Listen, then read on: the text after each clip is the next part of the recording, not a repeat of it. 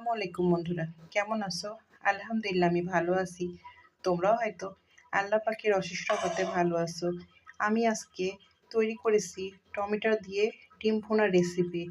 Tomato দিয়ে ডিম ভুনা রেসিপিটা যদি তোমাদের কাছে ভালো লেগে থাকে তাহলে অবশ্যই আমার চ্যানেলটি সাবস্ক্রাইব করে আমার পাশেই থেকে যেতে পারো।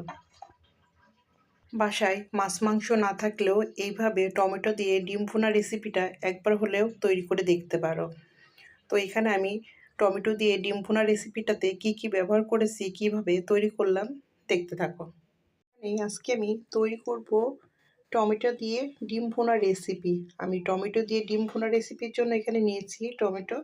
এখানে আমি ডিমগুলো সিদ্ধ করে নিয়েছি। এখানে আমি কিছুটা নিয়েছি মটরশুঁটি। তো আমি এখন এটা কিভাবে রান্না করব দেখতে থাকো। এখানে আমি ডিমগুলো সামান্য লবণ, হলুদের গুঁড়া দিয়ে মাখিয়ে নেব। এখানে আমি পর্যাপ্ত পরিমাণে তেলটা গরম করে নিয়েছি। ডিমগুলো এখন আমি ফ্রাই করে নেব।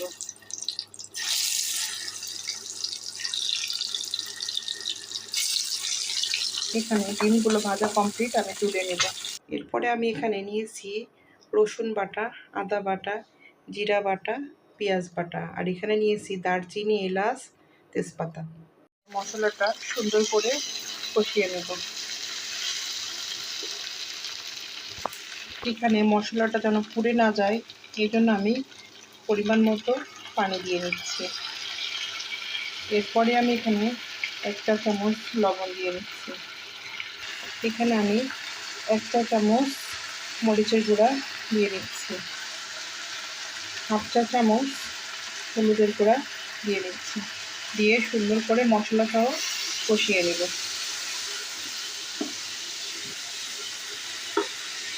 এখানে মশলাটা কষানো কমপ্লিট, তেলটা উপরে উঠে আসছে। এরপরে আমি যে টমেটো মটরশুঁটিগুলো রেখেছিলাম দিয়ে নেব। দিয়ে সুন্দর করে আরও কিছুক্ষণ কষিয়ে নেব।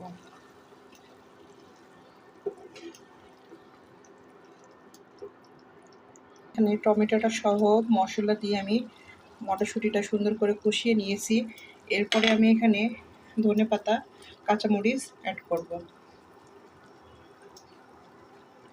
এরপরে আমি এখানে যে ডিমগুলো ভেজে রেখেছিলাম সেটা দিয়ে নেব। এরপরে আমি পরিমাণ মতো পানি ব্যবহার করব। আমি 10 মিনিট পরে ফিরে আসছি। এখানে আমার টমেটো দিয়ে ডিম ভুনা রেসিপিটা কমপ্লিট। এরপরে আমি এখানে 1 চা চামচ গরম মশলার গুঁড়া ব্যবহার করব। এরপরে আমি স্বাদটা আরও কিছুটা দ্বিগুণ করার জন্য আমি 1 চা চামচ ঘি ব্যবহার করব। এভাবে ডিম দিয়ে টমেটো ভুনা একবার হলেও বাসায় ট্রাই করে দেখবে। এতটা টেস্ট হয়, সবাই চেটেপুটে খাবে। এখানে টমেটো দিয়ে ডিম ভুনা রেসিপিটা আমি পরিবেশন পাত্রে তুলে নিয়েছি। তো আমার এই রেসিপিটার সঙ্গে এতক্ষণ পর্যন্ত যারা আসো একটি লাইক দিতে ভুলে গিয়েছো, অবশ্যই এটি লাইক দিয়ে ভিডিওর সঙ্গেই থাকবে। আর এখানে টমেটো দিয়ে ডিম ভুনা রেসিপিটা কেমন লাগলো অবশ্যই কমেন্টের মাধ্যমে জানাবে। আর আমার এই রেসিপিটা যদি খুব বেশি ভালো লেগে যায় ফ্যামিলির সঙ্গে শেয়ার করবে। আমার এই টমেটো দিয়ে ডিম ভুনা রেসিপিটা ফলো করলে তোমরাও বাসায় এইভাবে তৈরি করে নিতে পারবে।